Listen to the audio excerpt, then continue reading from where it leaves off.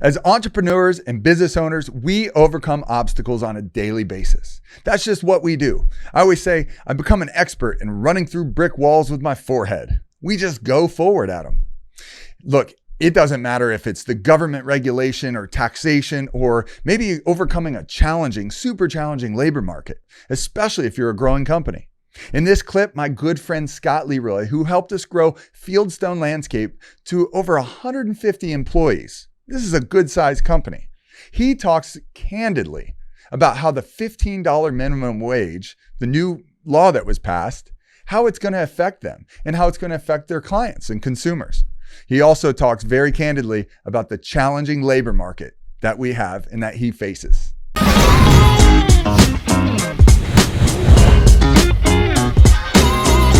Unfortunately, this is obviously a different time too with COVID. Of course. But we've always had struggles with you know, a gardener type level you know, employee. It's a straight challenge. And a gardener is what? Gardeners like what does gardener a gardener one, gardener two, then foreman. And so they're they're in the crews. They're running the weed eaters, the edgers, the mowers. They're putting in the annuals. They're, you know, raking up the leaves. They're doing all the manual stuff. And the foreman is their boss. But to get quality gardeners nowadays is a real struggle. I mean, hands down. We have tried H2B in the past and it worked out well. What's H2B? It's where we get Mexican help. Help from Mexico. It's a federal program. Very expensive. Very expensive. You got to build that in the overhead. I mean, it is not cheap. You got to send the bus down there. You got to make sure the bus goes back by October 31st. You got to feed them for 2 weeks and make sure they're housed. And you know, then obviously also they get a minimum pay, which everybody on your payroll prior has to now be at that. So it does pose some challenges financially if you're not ready for it. But the quality of labor, they come and they want to work hard. Like they really do. Unfortunately, what we're seeing right now is a lot of the younger, you know, American generation doesn't want to do that type of job. And which poses a struggle for us. You know, so you know, we're doing everything we can, whether it's radio ads, Facebook ads, to get people in the door, to show them there is opportunity and to show them there is a path to growth. It's not just going to be cutting grass your whole life. But I think any company that's successful has to show that. You know, everybody has to start someplace. But if they see opportunity for growth, you know, it helps keep and retain those employees. That even goes for the management level, right? Hands down. Seeing that this is a true legitimate profession you can make a great living at, you can grow at. So that labor market, what about the cost of the labor market?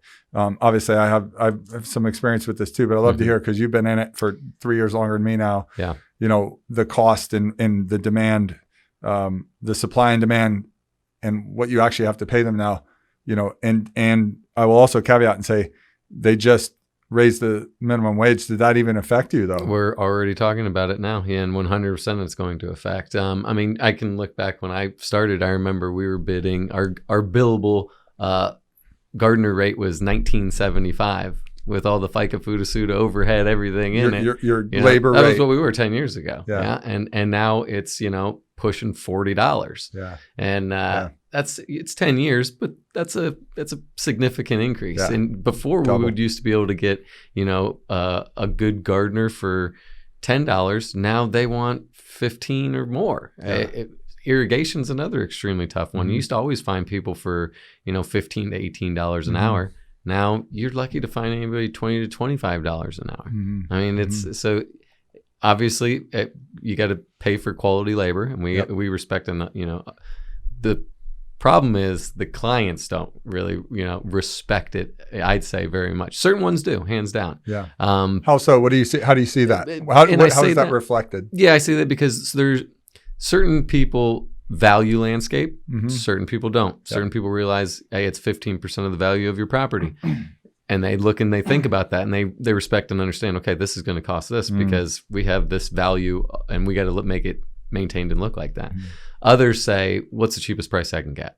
And then that's not the ideal client for us, you know. But pricing is definitely a scary factor that, you know, this minimum wage going to $15 an hour, you know, is going to be in effect in the next few years. Every client we need to start sitting down with right now and say, hey, be prepared, you know, before you might see a 1 to 3% annual increase on a contract. We're going to have to sit down now and say, hey, nothing's getting cheaper. Our insurance went up 18% this year. Gas prices are so flexible. Who knows where they're going to be at? Automobiles have gotten out of control expensive. You know, a truck, you used to buy a truck and you get a nice truck for 20-something thousand. Now the trucks we have out there are $40,000, $50,000, $80,000. Yeah. So just, I think it's educating the board members, the clients, and saying, be prepared. You know, they have to fix their budgets. When they fix their budgets, give me a minute to get in front of you and let me explain what we're going through too. You know, because they just look at it as, you're here cutting the grass, get in and out, you know. Well, this is the time. So you're talking about a tough conversation with your client, essentially. Yeah. Well, it would be a tough conversation with the client. Right. It doesn't have to be, though. Okay. I think it's more of an educational conversation. You know, tough meaning, yes, you're gonna have to budget more and be prepared, but educational in the way that, have you really thought about our industry? And really, you know, a lot of people look for the cheapest bid. They don't think about the quality. All of a sudden they look and, you know, one bid is 100,000, the other's 125,000, the other's 150. They'll go with the 100 and think that they're actually getting what is their expectations. You're just not going to. That company is going to alleviate some form of that scope of work. It's just not doable.